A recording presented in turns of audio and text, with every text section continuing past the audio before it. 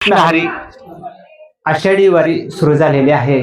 आपल्याला माहित आहे की काही दिंड्या अशा आहेत की आपल्या भागातून आळंदीला जातात आणि आळंदीवरनं पंढरपूरला जातात. खरं तर अशीच एक दिंडी आज आपल्या सातारा जिल्ह्यातील मान तालुक्यातील वावर हिरे येथील श्री पांडी पायी दिंडी सोहळा आहे. खरं तर हा पायी दिंडी सोहळा केव्हा सुरू केलेला आहे, काय त्या पाठीमाग संकल्पना होती आणि या पायी दिंडी सोहळ्यातील कोणकोणते कार्यक्रम आहेत, अशी विविध माहिती आज आपण या पायी दिंडी सोहळ्यामध्ये जे भाविक सहभागी झालेले आहेत त्यांच्याकडून घेणार आहोत. रामकृष्ण हरी माऊली. जय हरी माऊली. माऊली, तुमचं पहिल्यांदा नाव सांगा. दिलीप मारुती वसव. एक सांगा माऊली की श्री पांडलिंग पायी दिंडी सोहळा आपला सुरू आहे, केव्हा हा सुरू केलेला आहे? त्याच्यातला पहिलाच प्रश्न तुमच्यासाठी आहे की श्री पांडलिंग हे नाव पायी दिंडी सोहळ्यासाठी का दिलेलं आहे?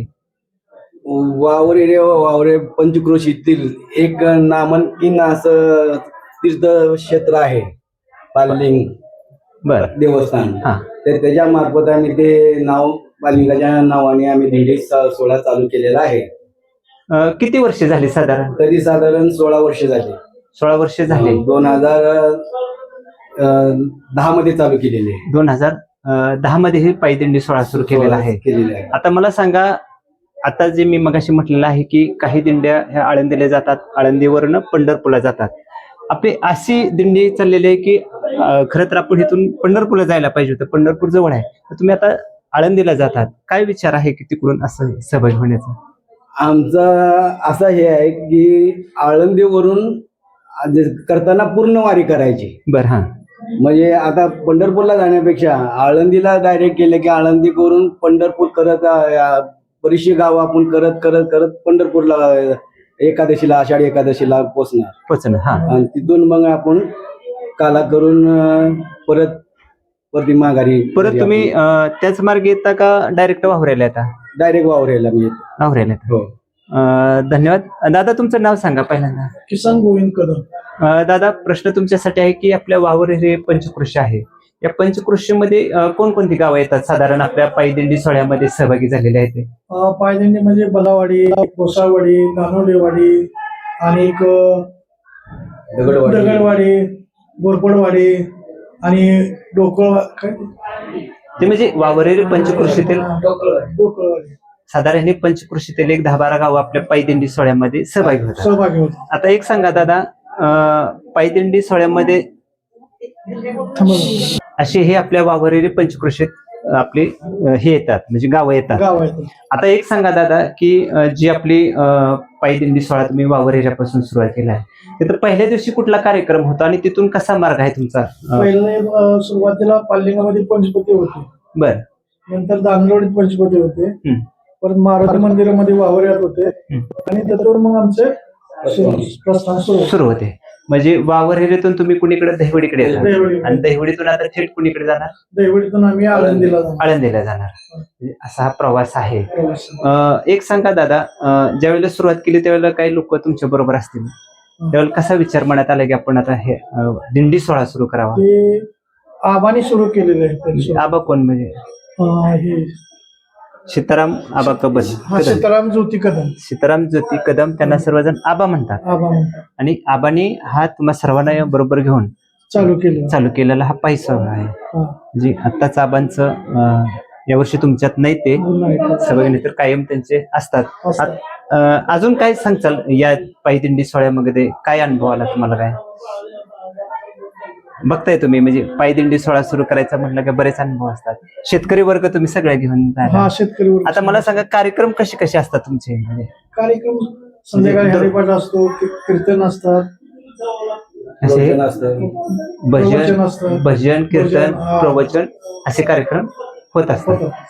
आता यावर्षी जे सहभागी झालेले आहेत, पण पुढच्या वर्षी काही लोकांना सहभागी व्हायचं असेल आपल्या पायी दिंडी सोहळ्यामध्ये, तर त्यांना काय आव्हान करताल? किती दिवस अगोदर यावं लागेल वगैरे, त्यांच्यासाठी काय सांगताय? त्यांच्यासाठी काय, आदल्या दिवशी यावं लागतं. बर. येतात समजे लोक, सगळे नियोजन होतं आणि आपल्या पांडलिंग मंदिरातून या पायी दिंडी सोहळ्याचा चालू होतं. धन्यवाद. रामकृष्ण हरी. रामकृष्ण. तुमचं नाव सांगा पहिल्यांदा. लक्ष्मी महादेव कोपरे. लक्ष्मी महादेव कुठले? वावर हिरे गाव का? वडापुरी.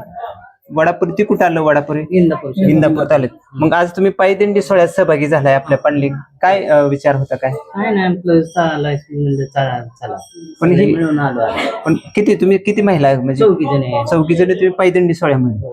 बरं असल्या पावसात तुम्ही आज सहभागी झालाय पायका कायमच असतंय. काय नाही तसं. किती वर्ष झाली वारी? मला 7 वर्ष झाली. 7 वर्ष झाली वारी करताय. धन्यवाद. तुमचं नाव सांगा. मनीषा बापूराव राजे. म्हणजे तुम्ही सगळे 4 एकत्रित आलेला आहात. म्हणजे त्या तालुक्यातून आमच्या तालुक्यातून आता पंढरपूरची वारी पांडलिंगाचं दर्शन घेऊन तुम्ही सगळे चाललेला आहात. काय विचार मनात आला की आपण एक जावं वारी? घरी असं संसार म्हणून म्हणलं आता एक वारी करायची. पहिलंच वर्ष आहे माझं. पहिलेच वर्ष आणि तुमचा माझं 7 वर्ष झाले आणि तुमचं पहिलंच आहे. पहिलंच. आता या वर्षी तुम्ही अनुभव घेताय. हा. म्हणजे पाऊस तर येणारच आहे. हे सगळ्या गोष्टी माहित असून चाललेला आहे. चाललंय. धन्यवाद. आनंदी गेला. आनंद घेण्यासाठी. रामकृष्ण हरे. तुमचं नाव सांगा आता पहिल्यांदा मोठ्यानं. सुरेखा विलास गाव कुठलं? गोरपरवाडी. कुठं आलं घोरपडवाडी ते? इंदापूर तालुक्यातले. म्हणजे त्या तालुक्यातून आज आमच्या म्हणजे आता वडापुरी त्यांनी सांगितलेलं आहे. तुम्ही आलेला आहात. किती वर्ष झालं वारी करताय? 4 वर्ष. 4 वर्ष झालं. हे 4थं वर्ष आहे.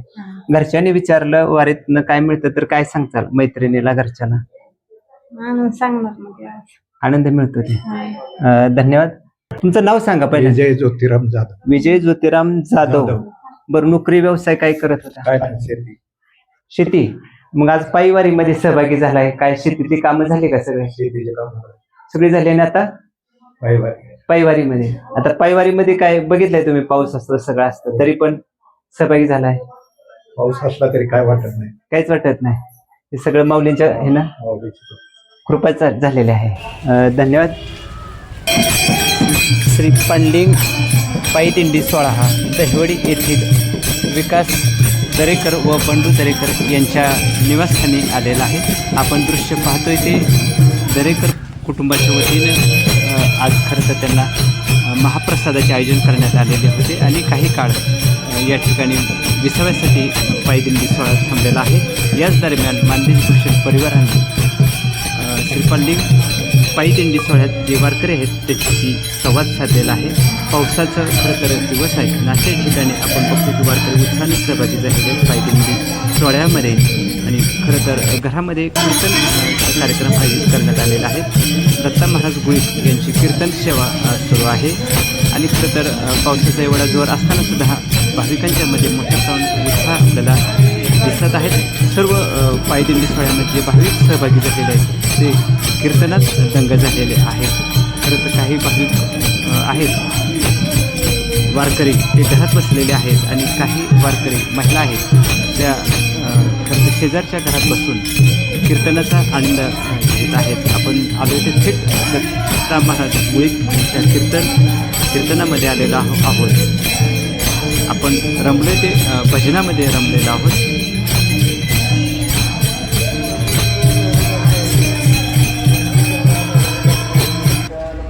आपण पाहतोय ते खरं तर दुसऱ्या घरी बसून तिसऱ्या घरात आश्रय घेऊन जे वारकरी महिला आहेत ते कीर्तन ऐकत आहेत.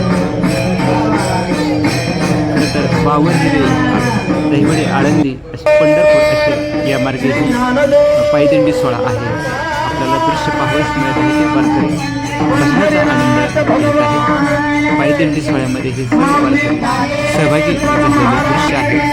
पावसाचा दिवस असल्यामुळे खरं तर वेगवेगळ्या ठिकाणी महिला वर्ग बसलेला आहे. रामकृष्ण हरी. रामकृष्ण हरे. माझं नाव रामचंद्र माधव कुळे.